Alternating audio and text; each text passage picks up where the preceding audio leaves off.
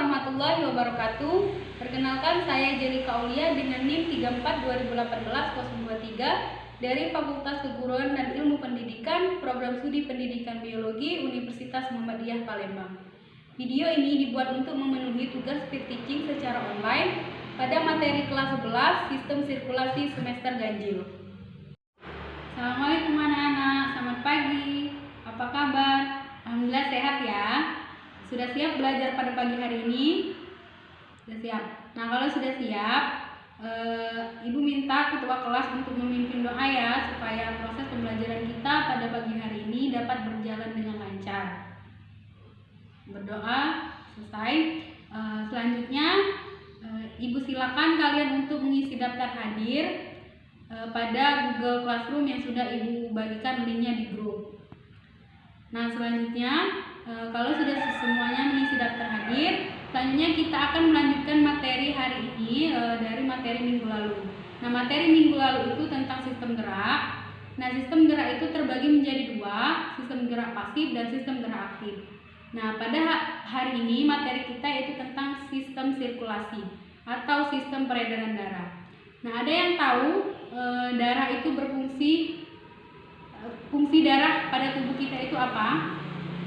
Tidak ada yang tahu. Kalau tidak ada yang tahu, Ibu akan jelaskan. Nah, fungsi darah itu tubuh kita ini berfungsi untuk mengangkut air, oksigen dan sari-sari makanan untuk ke seluruh tubuh, dan juga mengatur keseimbangan asam dan basa tubuh serta mengangkut hasil oksidasi untuk dibuang melalui alat ekskresi.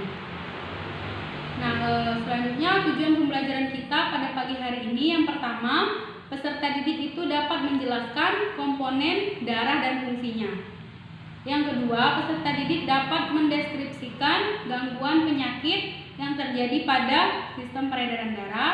Serta yang ketiga yaitu peserta didik dapat menggambarkan lintasan sistem peredaran darah pada manusia. Nah, selanjutnya Ibu akan menampilkan PPT. Nah, di dalam PPT itu terdapat gambar dan pertanyaan. Nah, selanjutnya Ibu minta kalian untuk menjawab pertanyaan dan mengamati gambar tersebut ya. Jika sudah, kalian amati gambar tersebut secara cermat dan teliti. Nah, jika sudah kalian mengamati gambar, selanjutnya silakan kalian baca materi dari buku yang sudah Ibu berikan. Nah, selanjutnya jika sudah membaca PPT, sudah membaca materi, Ibu minta kalian untuk mengidentifikasi masalah tentang materi yang sudah kalian baca tentang sistem peredaran darah tadi. Kalian identifikasi masalah. Nah, selanjutnya jika sudah, Ibu akan membagi kalian dalam beberapa kelompok. Nah, di dalam kelompok itu terdapat 4 orang. Nanti kalian cari tentang sistem peredaran darah dari berbagai sumber, dari sumber yang sebanyak-banyaknya. Nah, jika sudah, selanjutnya kalian Ibu minta presentasikan. Silakan untuk dicari materinya. Jika sudah, nanti Ibu tunjuk satu kelompok untuk mempresentasikan hasil diskusinya. Nah, jika ada yang ingin ditanyakan, Ibu persilakan. Jika tidak ada, kalian catat informasi yang kalian dapat itu secara rapi dan menggunakan bahasa yang benar ya.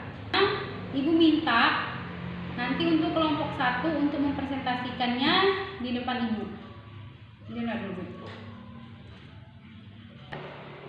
Terima kasih kepada kelompok 1 yang sudah menyampaikan hasil diskusinya. Jadi benar ya apa yang dikatakan oleh kelompok 1 tadi, bahwa sistem peredaran darah itu pada dasarnya terdiri dari 2, sistem peredaran darah dan sistem peredaran darah getah bening. Nah, jadi sistem sirkulasi itu, sistem peredaran darah itu adalah proses pengedaran berbagai zat yang diperlukan ke seluruh tubuh, pengaturan tubuh dan pengambilan zat-zat yang sudah tidak diperlukan lagi untuk dikeluarkan dari tubuh. Nah, agen yang melakukan segala proses tersebut itu adalah darah. Nah, jadi darah. Nah, jadi benar ya anak-anak yang dikatakan oleh kelompok 1 tadi itu bahwa darah itu sangat berperan penting dalam tubuh kita. Nah, karena darah itu berfungsi untuk mengangkut air, oksigen, dan sari-sari makanan ke seluruh tubuh, serta untuk mengatur keseimbangan tubuh kita.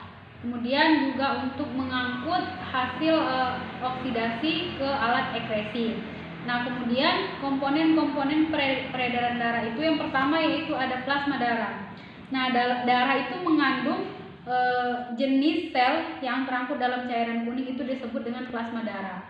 Nah, di dalam plasma darah itu tersusun atas 90% air, kemudian yang mengandung sari-sari makanan, protein, hormon, garam, mineral, dan endapan kotoran selain sel-sel darah. Yang kedua yaitu ada sel-sel darah. Nah, benar juga yang dikatakan oleh kelompok 1 tadi itu bahwa sel-sel darah itu terbagi menjadi 3 kan. Nah, sel-sel darah itu terbagi menjadi 3. Yang pertama sel darah merah, sel darah putih, kemudian keping darah. Nah, sel darah merah itu ciri-cirinya berbentuk bulat pipi, tidak berinti dan cekung pada bagian tengah, yang berfungsi untuk mengatur dan mengedarkan hemoglobin dan oksigen dari paru-paru ke jaringan tubuh, serta menjaga keseimbangan asam dan basa cairan darah. Kemudian yang kedua sel darah putih. Nah, sel darah putih ini jauh berukuran besar daripada sel darah merah.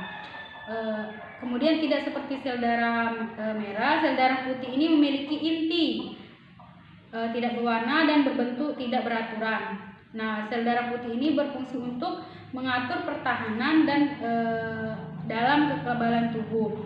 Yang kemudian yang ketiga yaitu trombosit atau keping darah. Nah, keping darah ini berbentuk bulat cakram, opal, dan tidak berinti juga, sama seperti sel darah putih. Nah, keping darah ini berfungsi untuk mencegah hilangnya darah apabila pembuluh darah mengalami cedera atau rusak dengan cara menghentikannya peredaran darah melalui proses penggumpalan darah.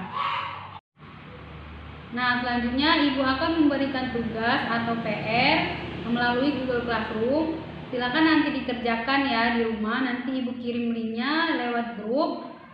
Batas pengumpulan waktunya sudah nanti Ibu tentukan di Google Classroom. Dan kemudian kalian juga pelajarin di rumah untuk materi minggu depan, yaitu tentang gangguan atau penyakit yang dapat terjadi pada sistem peredaran darah. Jadi kita masih bahas tentang sistem peredaran darah ya anak-anak.